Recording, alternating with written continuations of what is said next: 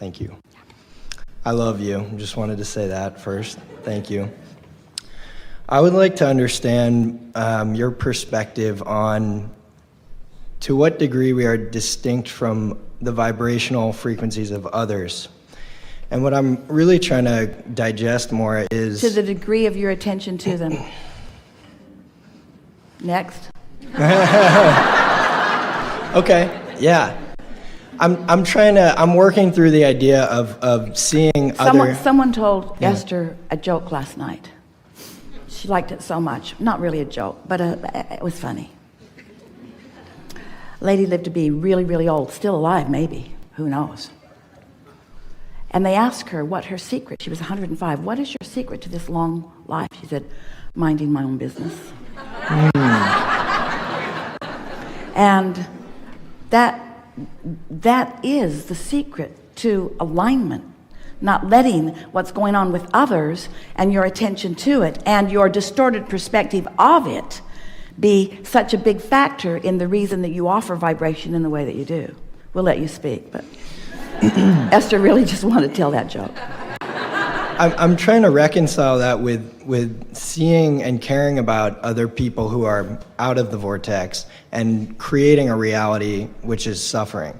And I believe that, leading as an example of being in the vortex is a powerful way to saturate, I guess, the earth with that kind of feel. But is there anything that...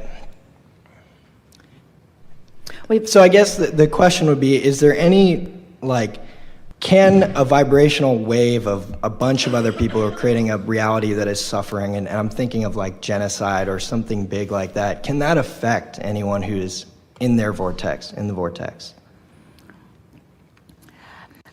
Because of the inconsistency of the way so many people hold their vibration, it's hard for you to accept the power of what that focus can bring.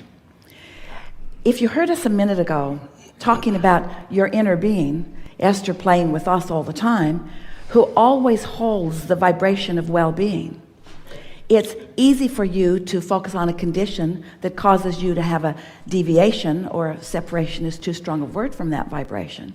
But it is an unnecessary thing that you do. We've been saying to our friends for a long time, start with easier things.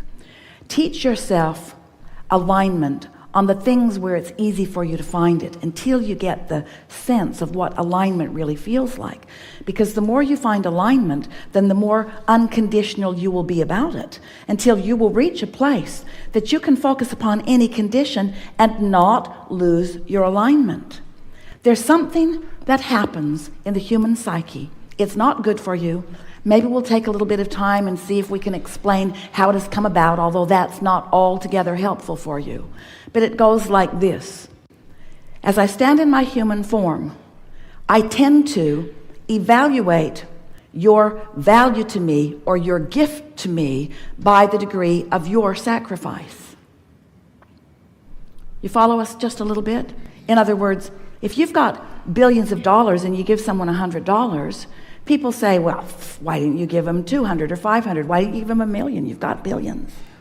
In other words, but if you sacrifice for it, then the gift somehow is more well received by humans, because they are not understanding for the most part. You forgot to practice for a while your understanding of this infinite flow of resources and well-being. So there is this human sort of wanting to divide up this pie. You've got this finite pie that you think is the well-being, and it feels to so many like if that guy is getting more than his fair share of well-being, then he might deprive somebody else of some well-being. And from that flawed premise comes this sort of a repelling of the well-being that is flowing to everyone. So when you see a person who is suffering, or a group of people who are suffering, and you look from your vibrational place of alignment, you see, here's what you must do if you are to be of value to them, and if you are to stay in alignment with who you are. And unless you stay in alignment with who you are, you cannot be of value to them. If you're not connected to this stream, you've got nothing to flow. So The best way to understand is that as you are evaluating or sorting through the contrast, and you see something that you really do not like, some of that stuff will take you to your knees. It is so much that you do not want it. In the degree of knowing what you do not want, you are launching a equal rocket of desire. So by seeing their plight or their suffering, you are asking for their recovery or for their balance or for their well-being. You're launching this rocket, and source becomes a vibrational match to it. In other words, the suffering of the world has created a vibrational reality of such well-being and such proportion we can't even describe it. And it is from that balance of well-being that new ones are being born. But the ones who are here could benefit from this vibrational reality that you are all part of creating.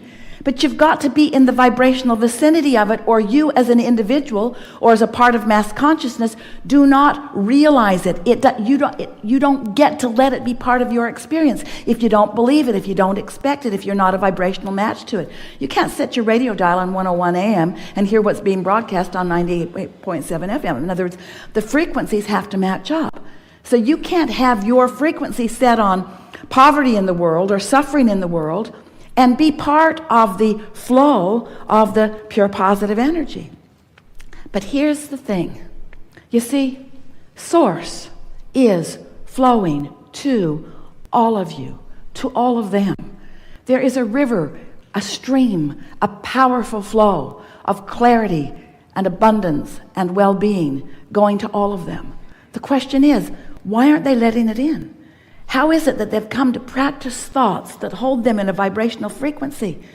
And you kind of ought to know that you're practicing thoughts that hold you in that frequency, because these thoughts that are holding you apart from the frequency of alignment feel so awful when you think them, you see. And so the best that you can do for anyone is to thrive in every way you can. And in your thriving, in your holding yourself in alignment, because thriving and alignment are the same thing, as you hold anyone as your object of attention, and this goes to the heart of your question. What can I do? What can I do, you said. When you're tuned in, tapped in, turned on, and you're holding someone as your object of attention, you are flooding pure positive energy all over them. Whether they can receive it or not is not something that you have very much control over. And they're going to look at you and they're going to say, but you're happy and I'm not. I need you to understand my plight. Otherwise, you can't help me. And you want to say, if I understand your plight, I will be a vibrational part of your plight, and then for sure I can't help you. But they don't want you to be over there thriving. They want you to be over there suffering with them, because it's all they know. They're not sucking you in because they don't care about you. They're sucking you in because that's the momentum of what they've got going on. So you have to understand how this works. You have to decide if you want to be part of the wellness, if you want to be part of the abundance, if you want to be part of the solution. The vibration of a question and the vibration of an answer are very different frequencies. The vibration of a problem and the vibration of a solution are very different frequencies. So when you tune yourself by focusing upon things that make it easy for you to align, going as general as you need to go in order to align, and then tune into who you really are, and then hold someone as your object of attention. It is our promise to you that if you can hold someone who you formerly saw as suffering as your object of attention, and you've practiced so well that you see them as thriving. That's what Jesus did. As you stood before him dripping your illness, he saw not your illness. He looked at you and he knew your well-being, and he knew it so powerfully and so clearly that your illness simply could not abide in his vibration. That's why he said, go forth and tell no one. Don't go home and talk about it. You'll talk yourself right back in to the frequency that was disallowing the wellness to begin with, you see. So it feels harsh to you when we say mind your own business. But what we really mean is tend to your own frequency, and then tend to your own frequency, and then. And you'll reach the place where you'll be so consistently filled with this stream of replenishing well-being. No depletion happening, just flowing through you, flowing through you, flowing through you.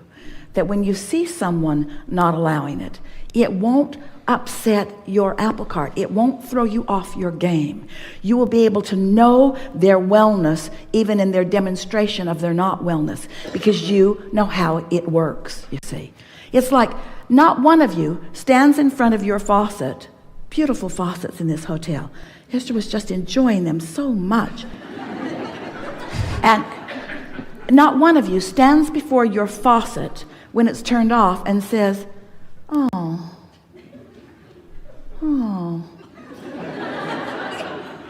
mine's broken. There should be water flowing out of that all the time, you say. You know that from a moment to the next, it can be not flowing or flowing. And we really want you to understand that for those people who look like they're not flowing, from one moment to the next, they could be flowing. But if you see them as not flowing, then you are a perpetuator of that, you see. I understand that. I appreciate that response. I think it was really general, wasn't it? Yes. It was really general. So easy to understand. So easy to feel. Not very satisfying, though, was it?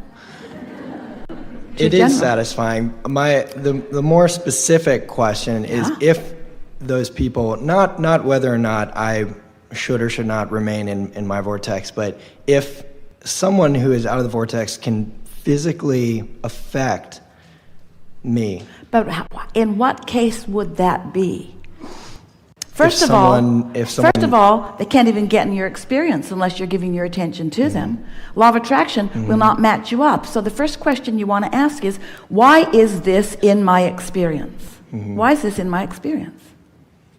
Because I have an active vibration about it. But is there a jungle of different vibrational frequencies that everybody on the planet, is there one, I guess what it comes down to, is there one Earth that we're all kind of in an ecosystem of different vibrational frequencies that are all just in kind of harmony with one another? There are as many different frequencies as there are thoughts. The combinations of thoughts and frequencies is so extraordinary in number that trying to decipher it would drive you crazy. This is specifically for you. You get tuned in, tapped in, turned on. You do it all the time.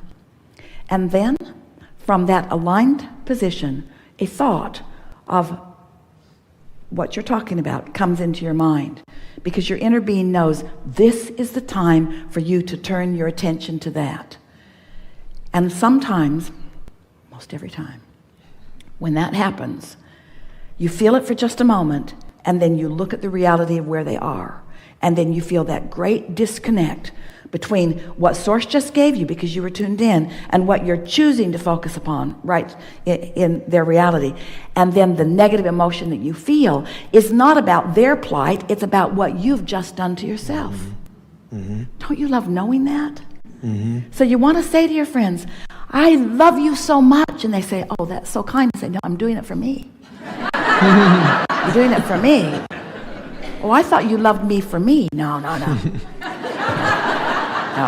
I find that when I love, I feel so good, so it must be for me. Oh, I thought you were loving me for me. No, I don't think so, because it feels so good to me when I love. And when I'm mad at you, it feels so awful. When I feel good, it's my doing. When I feel bad, it's yours. Thank you so much.